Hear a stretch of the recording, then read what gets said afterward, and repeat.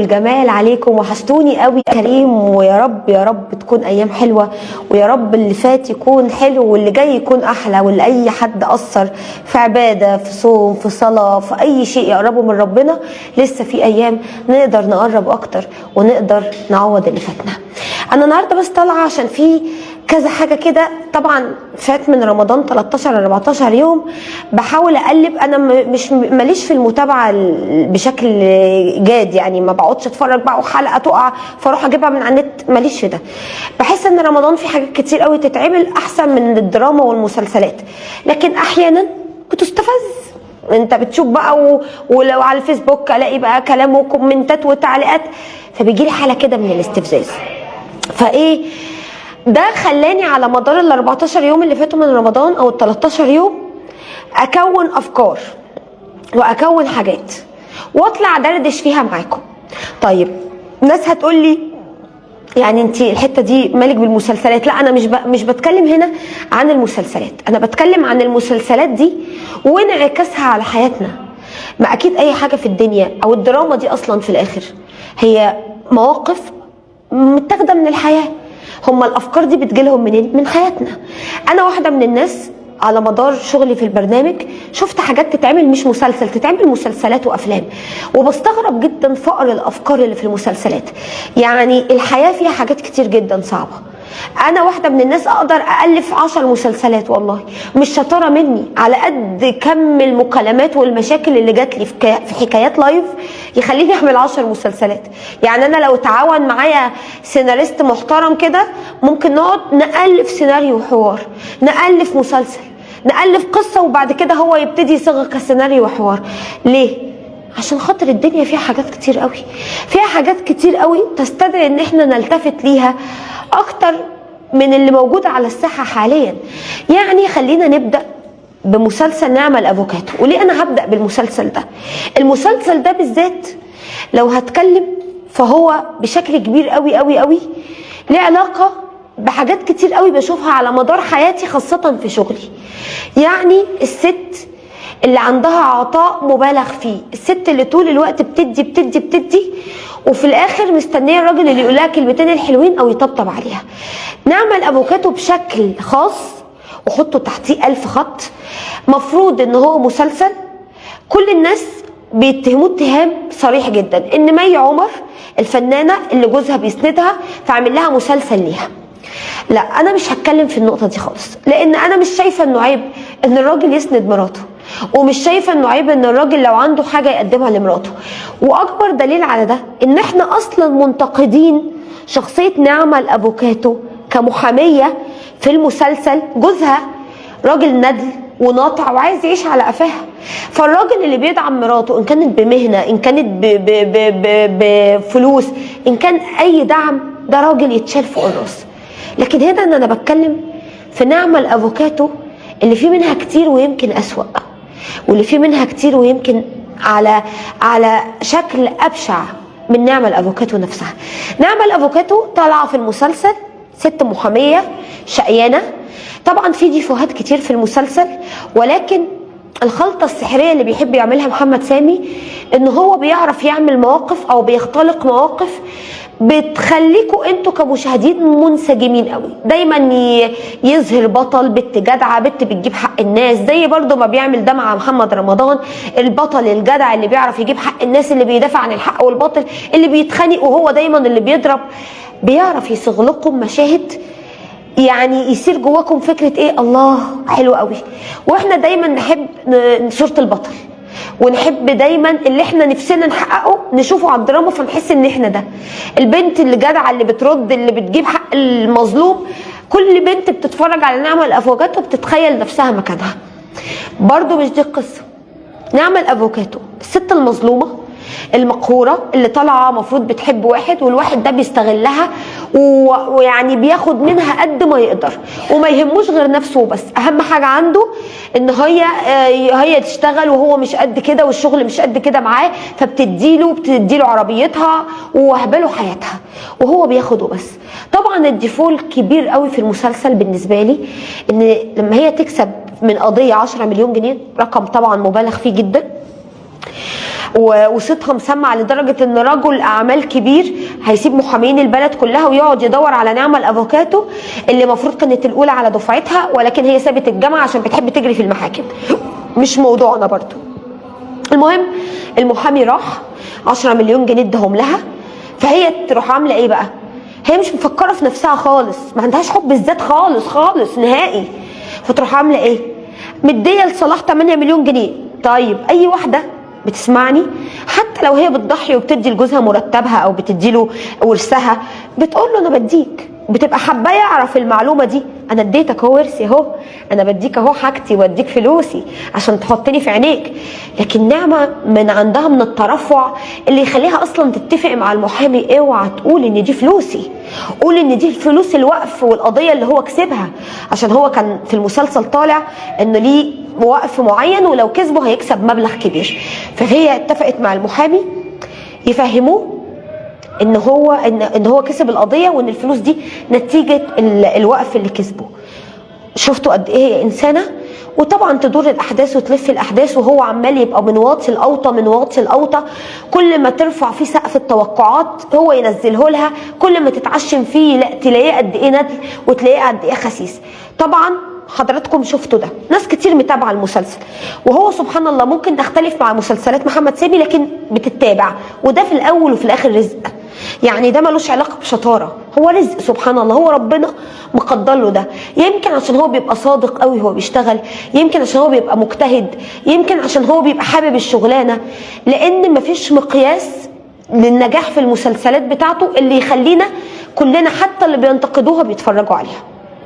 ما علينا، نعمل افوكاتو مر الوقت بقت بتحاول قد ايه ترضيه، هو ما بيرضاش، عرفت انه بيخونها مع ساره مكاتب، وكان في بوستات كتير قوي متشيره على ساره مكاتب دي بالذات، اللي هو في مين في حياتكم شبه ساره مكاتب؟ الست اللي بتبقى حلنجيه وحربايه وتدخل وتلف على الراجل وتاخده ليها والكلام ده كله.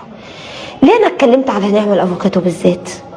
عشان انا عندي في البرنامج 1000 نعمل افوكاتو بس على ألعن. عندي في البرنامج 1000 ست بتدي وبتشتغل وبتشقى وبتدي فلوسها لجوزها. طبعا انا يمكن احنا في حياتنا الحياتيه الحقيقيه مفيش بقى فكره ال 8 مليون وال 10 مليون والمحاميه اللي صيتها ضاري فيجي لها رجل الاعمال اللي ملوش زي فيقول لها خدي قضيه ب 10 مليون جنيه ويسيب محاميين مصر التقال. ده مش موجود. ولكن خلينا بقى في الواقع، خلينا ننزل على الارض. في 1,000,000 ست نعمل افوكاتو، في 1,000,000 ست بتتذل، وفي 1,000,000 ست بتتقهر، وفي 1,000,000 ست بتبقى متعشمه في جوزها وترفع سقف التوقعات وفي الاخر بخ، وفي 1,000,000 ست تبقى مستنيه الكلمه الحلوه، تبقى مستنيه مناسبه عيد ميلادها عشان يفرحها لو بورده، تبقى مستنيه يقول لها تسلم ايدك بعد اكله، ومفيش اي حاجه. وعايشين الذل ده وعايشين القهر ده في كتير قوي. طبعا مسلسل نعمل الافوكاتو بالنسبه لي ما فيهوش ديفو، ده فيه مليون ديفو. وقلت لو هو بيسند مراته او انتوا شايفين ان ده شيء ما ينفعش، لا، الراجل اللي يسند مراته المفروض نشيله فوق راسنا، ما فيش اي مشكله، اسندها، بس اعملوا حاجه صح، اعملوا حاجه تليق. يعني انا لسه كنت مشيره من شويه بوست لياسمين صبري، وكنت بقول فيه في البوست ان هي طالعه بضوافرها. طيب ليه انتوا بتستخفوا بعقولنا؟ ما تعملوا دراما حلوه، ما تعملوا دراما حلوه، ما تخلوني اصدق. رحمه الله عليه احمد زكي لما مات وكان بيمثل حلو قوي، لما عمل البواب ما كانش فيه غلطه انه مش بواب. مين مش فاكر البيه البواب؟ عمرنا قلنا وهو في البواب ده بيه؟ ما شفناهوش مثلا لابس بدله وطالع بواب، مع احترامي للجميع، بس كان بيلبس الزي الطبيعي لكل شغلانه، كان قادر يخليني اصدقه. لكن لما واحده تطلع نجاره وضوافرها قد كده، يا جماعه انا مذيعه وضوافري مش كده، انا مذيعه واعوذ بالله من كلمه انا وضوافري مش كده.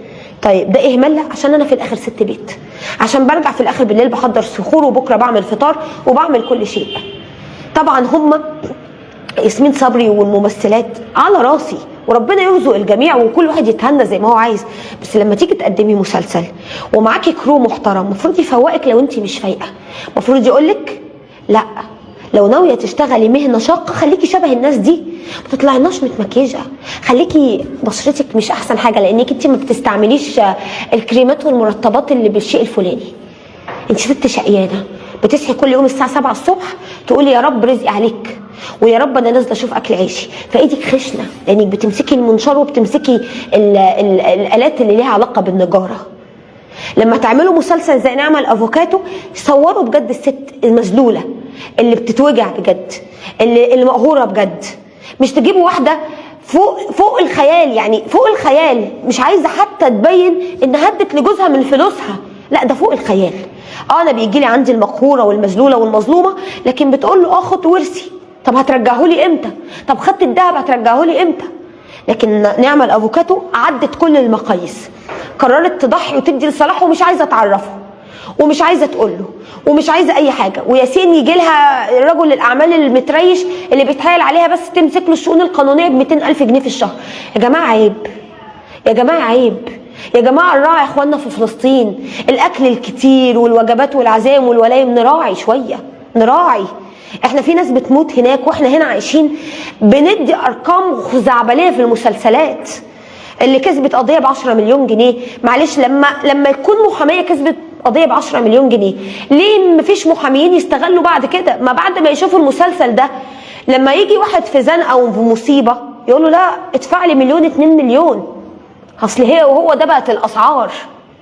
واساسا المحاميين بالذات كفئه، مع احترامي للجميع، هم اصلا فيهم كتير قوي يعني بيستغلوا الموقف وبيستغلوا مصايب الناس الا ما رحم ربي. طيب ايه علاقه نعمل افوكاتو برامز جلال بقى؟ العلاقه بينهم لو حضراتكم خدتوا بالكم وركزتوا العلاقه واحده، هي الذل. نعمل افوكاتو طالعه في المسلسل ست ذليله، ست بتحب قوي تتمرمط وتتبهدل للراجل وتديله من جوه جوه جوه قلبها وعادي. ورامز جلال بيعشق يذل الضيوف اللي بيجيبهم، بيعشق يبهدلهم ويمرمطهم ويمسح بكرامتهم الارض. بصوا بقى، زمان كنا كلنا عارفين ان البرامج دي فيها جزء كبير من الفبركه، وان رامز متفق، وان رامز قايل لهم بس مش قايل لهم المقلب هيكون ايه، وكنا تايهين بين ده. وفي ناس كتير صرحت في البرامج بعد كده لما بيخلص برنامج رامز اصلا يقول لك احنا كنا عارفين، رامز كان قايل لنا انه المقلب بس مش المقلب ده، لكن انا عارف ان رايح على مقلب. المره دي بقى رامز بكل قوته جاب فعلا من الاخر، لانه عمل ايه؟ قال لهم انا هتيجوا تقابلوني، انا مش مقلب، انتوا هتيجوا تقابلوني انا. ومفروض ان كل ضيف رايح عارف ان رامز جلال ما ينفعش يعمل حوار كده يعني فيس تو فيس بقى ونقعد نتكلم وحاورك وتحاورني، لا، انت رايح لرامز جلال، يعني رايح تتبهدل وتتمرمط ويتلعن بسلسفينك عادي ورايح. اصل المقابل اكيد مش سهل. طيب في ناس طبعا بتحسبها فلوس، وفي ناس بتحسبها شهره وفلوس. محدش ينكر ان اللي هيطلع مع رامز هياخد ملايين، ومحدش ينكر ان اللي هيطلع في برنامج رامز هيتشاف بالملايين. واحنا برضو ثقافتنا غريبه قوي، اكننا بنستمتع لما بنشوف غيرنا مذلول. تحسوا ان احنا عندنا متعه رهيبه جوانا، او احنا اشخاص عدائيين وعندنا عداء، فنحب قوي نشوف ده متمرمط وده مذلول وده بيتسحل وده بيتقرس، احنا نحب قوي كده. انا فعلا من ضمن الحلقات اللي شفتها وفعلا كنت حاسه بقمه الاستخفاف حلقه بيكا وكزبره. في مطرب كده بيقولوا عليه مش عارف يعني حرام يتقال عليه مطرب، من العيال الجديده اللي طالعه اللي هم بيغنوا شعبي، وربنا برضو يرزق الجميع لان ده رزق، والله هو في الاخر ده رزق. يمكن وراه اسره بقى، وراه حد، وراه عيله يا عيني مسؤول عنهم، الله اعلى واعلم. كزبره وبيكا لما راحوا لرامز دي كانت حلقه بالنسبه لي والله العظيم اقسم بالله، هي تهلك من الضحك وتخليك في نفس الوقت تزعل وتحزن. تحزن عشان في ناس قبلت انها تكون في الوضع ده، وقبلت انها تبقى منحطه قوي كده وتتسحل في الارض. وفي ناس طبعا بتقول لك ده هزار، وايه يا جماعه ده من باب المتعه. يا جماعه ممكن نفرح ونهزر وافهم ده ان احنا نكون اصحاب، بس ما بكونش بتصور بكاميرا ويتفرج عليا ملايين، حتى لو ده ما هيبقى بمقابل كبير. على فكره في ناس رايحه انا متهيالي مش محتاجه فلوس. ولا الرقاصه بقى، الرقاصتين اللي جابهم بدره والرقاصه الثانيه اسمها تقريبا جواهره او جواهر حاجه كده، واسالهم سؤال انتوا ليه في مصر؟ يقولوا له عشان بنعمل فلوس يا حبيبي. يعني ايه بنعمل فلوس يا حبيبي؟ يعني انا عايزه افهم حاجه. تعالوا بقى على النقيض، احمد سعد اللي بيقول على اخوه العالم احمد سعد المطرب ليه اخين، عمرو سعد طبعا ده ممثل، والاخ الثالث عالم بجد مش كلام، وممكن تعملوا سيرش وتعرفوا. كان بيتريق على اخوه وبيقول ان اخونا العالم مشي ورا العلم والعلم ما نفعوش، وعشان كده هو معهوش فلوس ومعاه عربيه 128 وبروح اجيبه لما بتعطل بيه من على الدائري. تعالوا بقى هنا نشوف المقارنه الهزليه بين احمد سعد اللي بيتريق على اخوه العالم، والرقاصه اللي بتقول لك يا حبيبي انا في مصر عشان اجيب فلوس، واكن مصر بتدي فلوس بس للرقاصات، واختصرت مصر وتاريخها وعراقتها في فكره ان انا هنا عشان ارزق، اصل انا مش هلم الرزق ده ببلد تاني. لا، ما تقوليش على بلدنا كده، ما تقوليش على بلدنا كده، قطع لسانك لما تقولي عليها كده. انت هنا واللي بتكسبي من وراهم دول الناس المغيبه اللي ما بيخافوش ربنا، اللي فلوسهم حرام فبيضيعوها في الحرام. لكن ما ينفعش تحصري الناس كلها وتقولي على مصر بتاريخها وعظمتها اصل انا هنا عشان الم فلوس. وعيب قوي على بني ادم بيقدم برنامج يسمح بان الكلمه دي تطلع اصلا. المفروض البرنامج مسجل يعني، فكنت ممكن تمنتجها احتراما للبلد اللي انت عايش فيها. انا لو اتكلمت هتكلم كتير قوي، وهقول على دفوهات كتير قوي، وهقول على حاجات كتير قوي يمكن توجع وتخلينا نزعل. رمضان شهر جميل قوي، ومفروض ان احنا فيه بنكسب اكبر قدر من الرصيد اللي قربنا ربنا. ليه؟ لان على مدار 11 شهر احنا اكيد عندنا حاجات كتير وحشه، اكيد عندنا عك كتير، اكيد عندنا غيبه كتير، نميمه كتير، ذنوب اكيد. فربنا ادانا هديه بيهدينا بيها 30 يوم المفروض يبقوا امامنا واحتسابا. الدين ما وصلناش بسهوله، عشان في الاخر الاقي ان رقاصه هي اللي بتتنجم وتبقى ترند، وبني ادم وواحد زي رامز هو اللي دايما جايب مشاهدات. عارفين اللي يحزن ايه؟ ان انا كنت بتفرج على فيديوهات للصحابه معموله كده بصوت الفنان القدير واللي بقدم له التحيه قوي يحيى الفخراني، ويكفي رغم تاريخه كله، يكفي ان على مدار عمره كله يتكتب كده في ميزان حسناته الحاجات اللي عملها ليها علاقه بالدين، اللي هي الحاجات اللي عاملها. كان عامل قصص الحيوان في القرآن، قصص الإنسان في القرآن، كان عامل جزء كبير جدا من القصص. كان عامل كمان عن الصحابة. كنت بتفرج واتفرجت على قصة معاذ بن الجبل، ربنا يا رب يعني ده من الصحابة الأجلاء رضي الله عنه وأرضاه. اتفرجت على سليمان الفارسي. المهم اتفرجت على كذا حد من الصحابة. اتفرجت كمان على ست ربنا نزل فيها القرآن اسمها خولة بنت ثعلب، ربنا نزل فيها القرآن سورة المجادلة. ويمكن أنا الحاجات دي خلتني أخد شوية معلومات عشان أرجع أحكيها لحضراتكم تاني عشان تستفيدوا زي ما أنا استفدت. يا رب أكون بفيدكم، يا رب الحاجات دي تبقى صدقة جارية. المهم أنا زعلت قوي قوي يا جماعة، لأن لقيت إن الفيديوهات اللي أنا بحكي لكم عنها دي والله ما بتعديش 10,000 مشاهدة. على الفيسبوك مش معديه 10,000 مشاهده، على الرغم ان رامز مفيش حلقه بتنزل اقل من 2 و3 و4 مليون مشاهده. العيب فين؟ العيب في مين؟ العيب في العقول اللي عرفوا يبرمجوها انها تشوف الوحش وتستمتع بيه. بقينا نشوف القبح عادي ما ننتقدوش، عينينا بقت قادره تشوف عادي الوحش وعادي مفيش اي مشكله. بقينا نعرف وشايفين ان في استخفاف لعقولنا بس مستمتعين وبنكمل فرجه. نعمل افوكاتو كمحاميه وفي فيديوهات كتير في المسلسلات، بس في ستات مذلوله اكتر منها، وللاسف الحظ ما حلفهمش وما بقاش معاهم 10 مليون جنيه. في ستات قاعده على مكن مكفيه وبتخيط عشان تربي عيالها، عشان جوزها لا اما ما بيشتغلش يا اما مات يا اما وجوده زي عدمه، وفي بيشتغل وايده بايديها. وفي الاخر احنا الدنيا صعبه بمعنى الكلمه. يعني احنا مش عايشين حياه منعمه.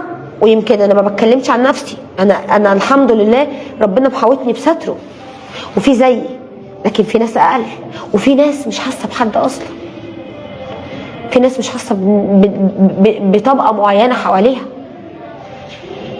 يعني الاعلانات لو انتوا شفتوا كم الرفاهيه والكومباوندات المبالغ فيها، معلش مين اللي هيروح يعيش في الكومباوندات دي؟ او انتوا بتخاطبونا ليه؟ بتخاطبونا بالكومباوند اللي روحوا عيشوا في الكومباوند الفلاني والكومباوند الفلاني. حضرتك مين اللي هيروح يعيش؟ بتخاطبوا مين؟ مين الفئه اللي انتوا بتستهدفوها عشان يروحوا يعيشوا في مدينتي ويعيشوا ويعيشوا ويعيشوا؟ مين؟ اكيد ناس معينه، اكيد ناس ما بيبقاش عندها مشكله بكره هنعمل اكل ايه.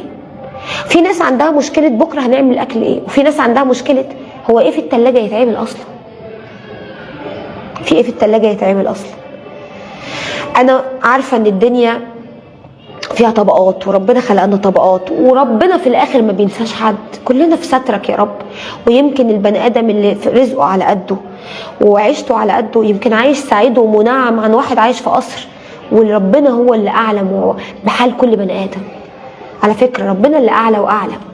يمكن ربنا يرزق راحه البال لراجل غلبان عامل نظافه في الشارع، ويسلبها من راجل زجاه ومنصب.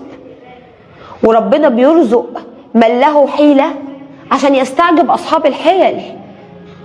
أصله قدير قوي، أصله كريم وحكيم قوي، عارف مين وإمتى وفين، عارف مين يستحق الرزق ومين لأ، ومين وراه رزق مين.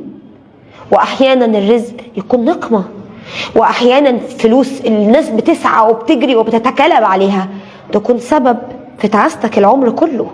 ومش العمر بس، ده تكون سبب في دخولك النار. لان اي حاجه ربنا اداها لنا سلاح ذو حدين، لا نستخدمها صح فننجى، لا نستخدمها غلط فنهلك. فانت اللي ليك انك تختار، عايز ربنا ينجيك ولا عايز تهلك. طيب بيستخدموها صح ازاي؟ بيطلعوا زكاه مالهم، بيعملوا اللي عليهم، بيصرفوها في الحاجات اللي ترضي ربنا، بيساعدوا غيرهم، قلبهم واجعهم على جار جنبهم، قلبهم واجعهم على زميلهم في الشغل.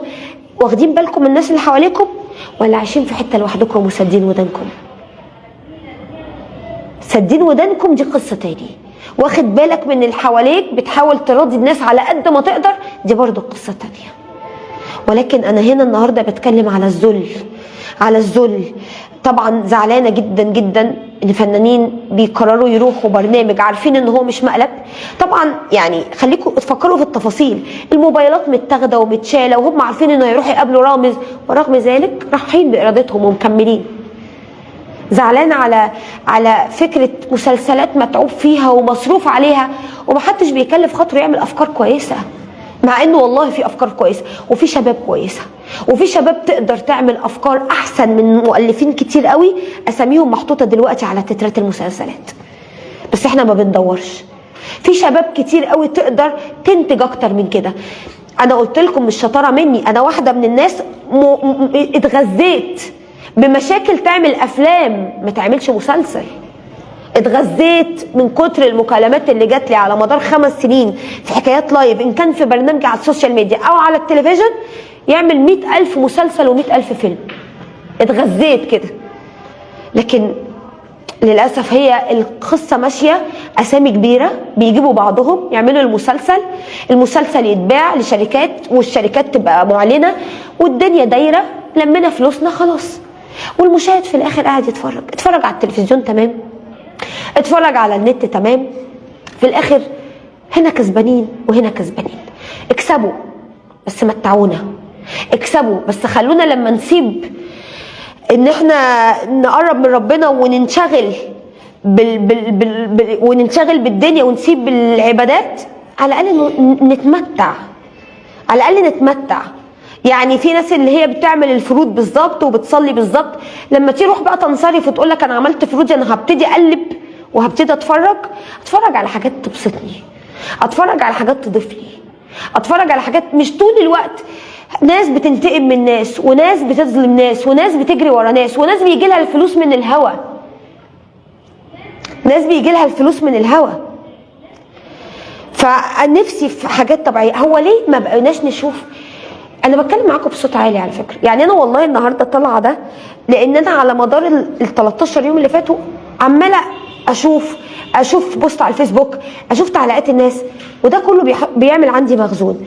بس انا بسال برضو، هو فين المسلسلات اللي شبه لن اعيش في جلباب ابي؟ فين المسلسل اللي فيه الاسره الاب بيروح الشغل والله بجد ما حدش يتريق عليا، بس انا بسال فين المسلسل اللي الاب بيروح شغله والام بتقعد تعمل الفطار والولاد كلنا بيتلموا على سفره واحده وبيدور المشاكل الطبيعيه بين الولاد؟ الاب بيروح والام يعني المسلسلات دي راحت فين؟ هي ليه المسلسلات دي ما بقتش تبيع رغم ان على فكره احنا مفتقدينها جدا ومحتاجينها جدا؟ ليه ما بطلعش من مسلسل مستنيه الحلقه الجايه عشان في قيمه مستنياها؟ ليه لازم المسلسل يبقى فيه ضرب وفيه خناق وفيه واحده بتخطف واحده؟ مسلسل العتاوله ده يعني انا لو اتكلمت فيه ممكن اقعد 10 فيديوهات. مسلسل ان دل على شيء يدل على قمه من الفجاجه، قمه من الفجاجه، وستات بترقص وستات يعني احترموا، حتى انتوا نازلين في شهر كريم، احترموه احترموه. وبلطجه وسرقه ونصب وكلام كلام كلام كلام كتير مهما قلت لكم. بس انا بجد بسال فين المسلسلات الطبيعيه اللي الاسره ملمومه وبتتكلم، وده الولد عنده مشكله وعنده مشكله في الثانويه العامه واحنا خايفين من الحياه الطبيعيه اللي احنا بنعيشها احيانا في الثانويه العامه، وابني هيجيب مجموع ولا لا، وكليات القمه وهيدخل ايه ومش هيدخل ايه، والبنت جاي لها عريس محترم ومهذب بس ظروفه على قده، بس جاي لها واحد تاني مقتدر، تختار مين؟ فين الحاجات دي؟ مش دي في بيوتنا؟ مش احنا بنعيش ده؟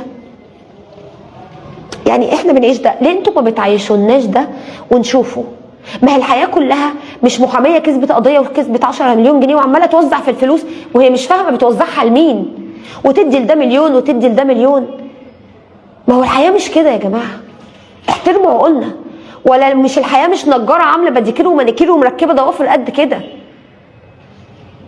ولا مش الحياه بلطجيه وناس ما تخافش ربنا ومش فارق معاهم اي حاجه غير نفسهم وعايشين في الحرام في رمضان، في رمضان عايشين في الحرام. يعني طارق لطفي في العتاوله عايش مع واحده طول المسلسل من غير جواز وبيصدروا لنا ده عادي. وفنانه قديره يعني كبيره في السن زي فريده سيف النصر، المفروض دي ست كبيره في السن قاعده بتشرب شيشه طول المسلسل، المشاكل كلها بتشرب شيشه، واكن ده برضو عادي. عشان كده لما بقيت انزل دلوقتي حتى اتسحر بره مع اخواتي ومع قرايبي بقيت بستغرب من كم السيدات اللي قاعده على الكافيهات بتشيش. والله العظيم بقيت بستغرب. امبارح كان عندنا سحور جماعي كانت عاملاه قناه هي، وكان الحمد لله من الحاجات الحلوه. ليه؟ لان هو كان سحور بسيط قوي. انا فرحت قوي في ملحوظه كنت عايزه اقولها، انا شفتها امبارح في السحور اللي انا كنت فيه. احلى ما فيه انه كان سحور بسيط، حتى الاكل اللي نزل كان اكل بسيط جدا. الفرد كان ليه يا دوبك اللي يشبعه، يعني اللي يخليه شبعان، وكان ما كانش فيه سفه، ما كانش فيه الاكل الكتير اللي ممكن يترمي. كان كل بني ادم ليه شويه فول، طعميتين، كوبايه الزبادي، حاجات بسيطه. المهم كان سحور جماعي في مكان محترم، والحمد لله كان يوم لطيف جدا، وقعدنا واتبسطنا. طبعا كان يعني تكريما للناس اللي تعبت في رمضان واشتغلت، وده بيبقى طقس عادي بيحصل بين القنوات. المهم ان ده لما حصل انا شفت يعني في الكافيهات اللي حوالين المكان شفت حاجات كتير قوي انا استغربتها. كم الستات المدخنات تبقى يخوف. الستات المدخنات بقوا كتير قوي. في ايه؟ في ايه بجد؟ ليه برضو التدخين بقى مربوط بالموضه واكنها شوطه؟ الست اللي بتدخن بتبقى ستايل من وجهه نظركم يعني، او الستات اللي بتدخن ده انا نفسي افهم، بسالها كده انت ستايل؟ وممكن تدخن بقى ايه، تلاقي بتدخن سيجاره معينه، بتدخن شيشه الكترونيه، بتدخن شيشه عاديه، المهم حضرتك كده ستايل يعني؟ ايه اللي حصل؟ ولا احنا من كتر ما بقينا نشوف ده في التلفزيون فبقى ده ينعكس على حياتنا، ولو حد اتكلم في ده هو اللي بيبقى انت مجنون ولا ايه؟ يعني انا على فكره انا عارفه ان انا هنتقد كتير جدا بعد اللايف ده، وعارفه ان كتير جدا هيقولوا عليا ان انا مجنونه وفكك بقى وبلاش مثاليه، بس انا والله ما قصه مثاليه، مش قصه مثاليه ولا كلام مترتب. انا بجد الدنيا بقت فيها حاجات كتير بتخوف، بقينا نشوف حاجات كتير بتخوفنا. كم السيدات المدخنات ده بقى شكل بشع. لما تروح تقعد او تسهر في مكان وتبقى عايز كده تبقى قاعد في وسط سيدات وتلاقي دي بتشرب سجاير، يعني بنتي بتيجي تقول لي ايه، مامي هو عادي دي، بصي الست دي بتشرب سجاير وده عادي؟ ما بقاش عارفه ارد اقول ايه، اقول لها لا طبعا مش عادي. ده مش كده مش كويسه. فبنتي الطفله وهي ما عندهاش كنترول فتبتدي تبص للست اللي هو ايه ده ياي انت مقززه، فنقول لها مالناش دعوه بحد، كل واحد حر.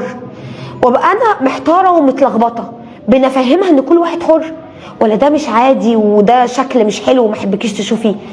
انا مش عارفه. وعلى فكره ما ببقاش قاعده يعني في مكان يعني مكان عادي، ممكن يكون مطعم في اكل، ممكن يكون مطعم في سحور، وده بيبقى عادي.